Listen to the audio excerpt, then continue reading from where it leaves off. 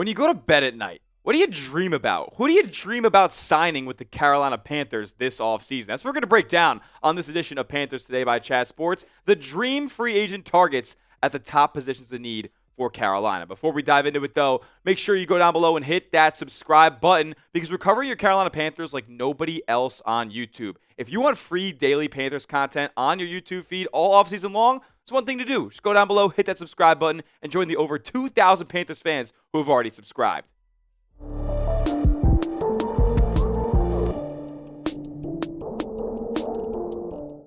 What's going on, Panthers fans? You're watching Panthers Today by Chat Sports. I'm your host, Tyler Smith. And like I said, we're breaking down the dream free agent targets at the top positions of need for your Carolina Panthers. Now, before we dive in, we are 27 days away from free agency. It actually might even be closer than that. Now, it might even be like 23 days or something like that. But we are just like 3 weeks away from the free agency hitting. So the players are going to hit the open market. The Panthers are going to start making moves. We got to start telling you who they might go after in about a month from now. So as far as the positions of need go for your Carolina Panthers, edge rusher has got to be at the top of the list. Dan Morgan has made it a point to the media that they need to get better in the pass rush game. Off-ball backer. Speaking of Dan Morgan, he was an off-ball backer for this Carolina Panthers franchise, and they need to upgrade in that position as well. They got killed over the middle of the field in the playoffs. Left tackle. Unfortunately, in a normal year, this would not be a position of need, but Ike Ekwonu going down with a major injury. Suddenly, there's now a hole at that spot to protect Bryce Young's blind side. Center, with Cade Mays hitting free agency, there's just naturally a hole there now. Austin Corbett, who also played center for you, is another unrestricted free agent on Carolina's books. And then safety.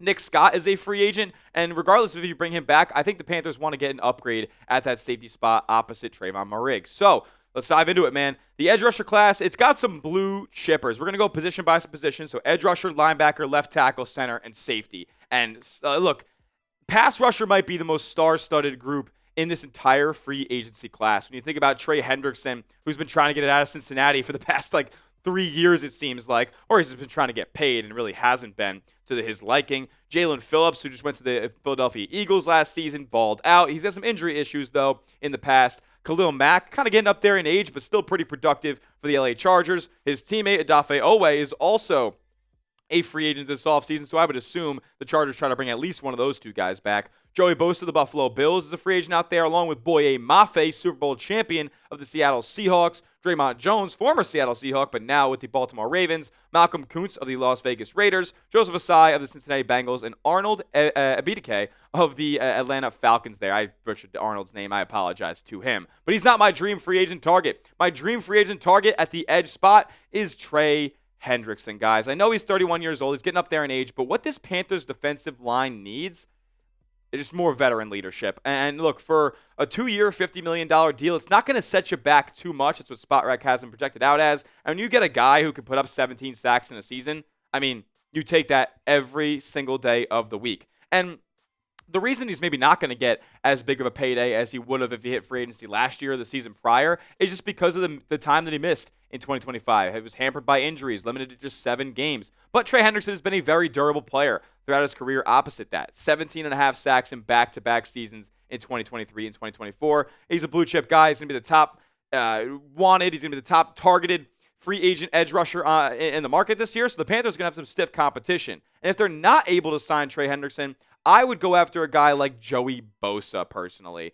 30 years old as well. He's probably been a little bit more banged up throughout his career than Trey Hendrickson has. But for that reason, SpotRack only has him making 2 years, $27 million. About a $13 million contract, similar to the 1-year, $12.6 million deal he signed with Buffalo last offseason.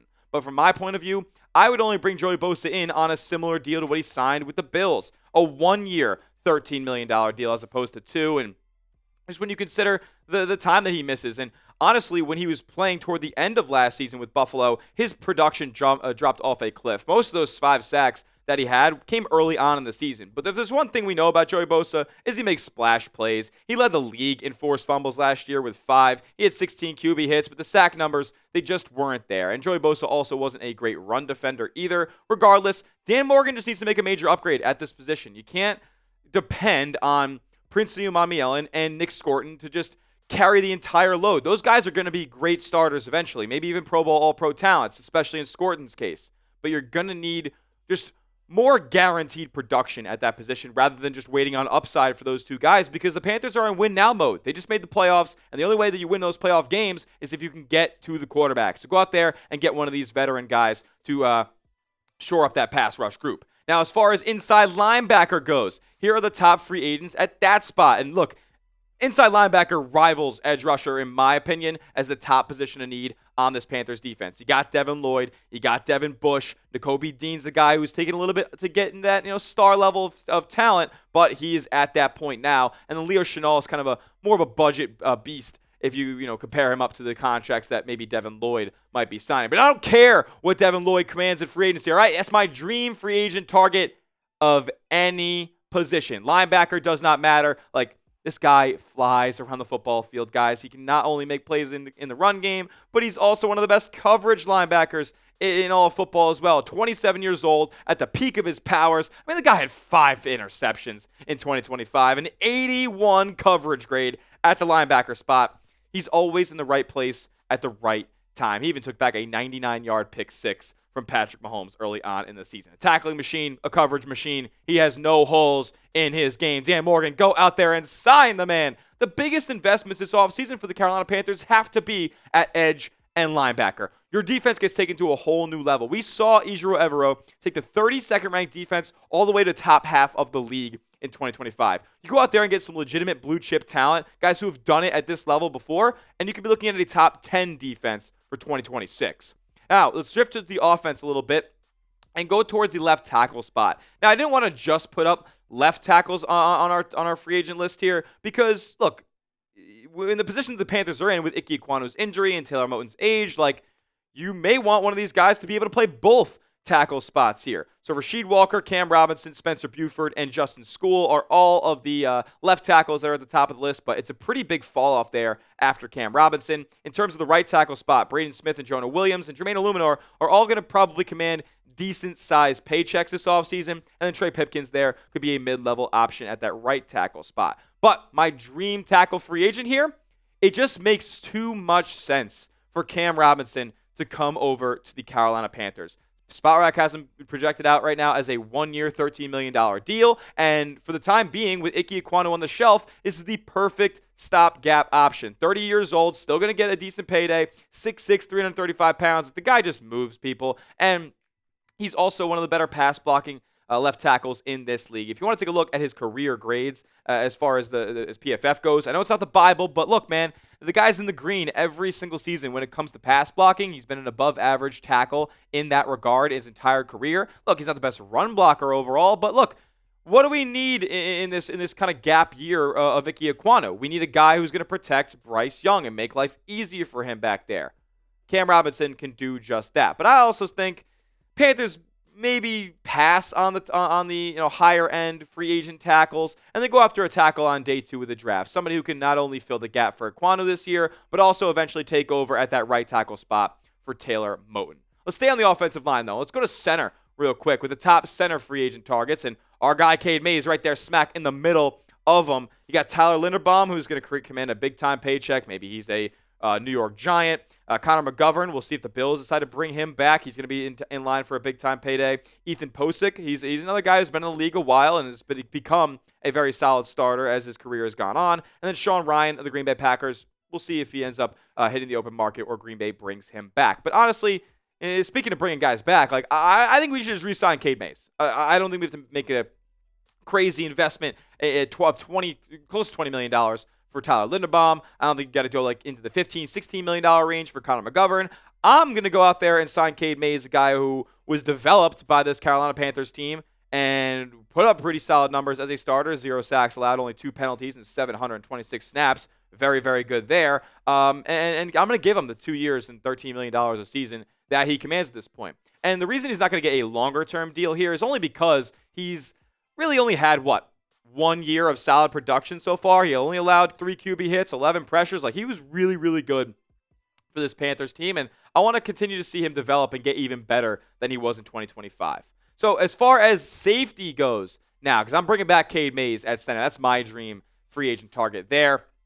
Let's move on to safety. We got Kobe Bryant. We got Brian Cook. Kobe Bryant, if Seattle doesn't bring him back, I'm jumping on that every day of the week. He just flies around the football field. Peanut punch, picks, like he creates turnovers. A highlight level player. Brian Cook, he's dealt with injuries in the past. Kam Curl, I like him a lot. Jaquan Brisker is a really good player. And then Jalen Thompson has been one of the more underrated safeties in this league over the past 5 or so years. But my dream free agent target at that safety spot, I'm going with Kam Curl. 26 years old, fits the timeline of Carolina, kind of evolving into the peak of his powers as a football player, and he's going to command a decent enough payday at that safety spot. 4 years, $40 million, and I'm paying that every single time it comes across my screen. He's a tackling machine. He can create turnovers. He had 2 interceptions and a forced fumble in 2025. He had 2 sacks as well, so he's not a stranger to being sent off of the edge or on some DB blitzes. His coverage stats were fine, right? I think allowing an 82 passer rating over 17 game sample size is pretty impressive, if you ask me. And this is a guy in Kam Curl who's been doing this over the last few seasons, man. 9 PBUs in 2024 with the Rams. He played really well before he got that Rams contract, 115 tackles in 16 games with Washington back in 2023. Like, he's a guy who's not going to, I would say, excel at anything, but he's good at every single facet that you need to be at as a safety in this league. With that being said, get in the comments for me real quick before we get on to our couple final positions of need for Carolina. Name a free agent you want the Carolina Panthers to sign down in the comments section, as that will do it for today's show. Make sure you are subscribed to the channel, youtube.com/Panthers Today, for the latest and greatest under Carolina Panthers all offseason long. We'll see you guys next time. And as always, keep pounding.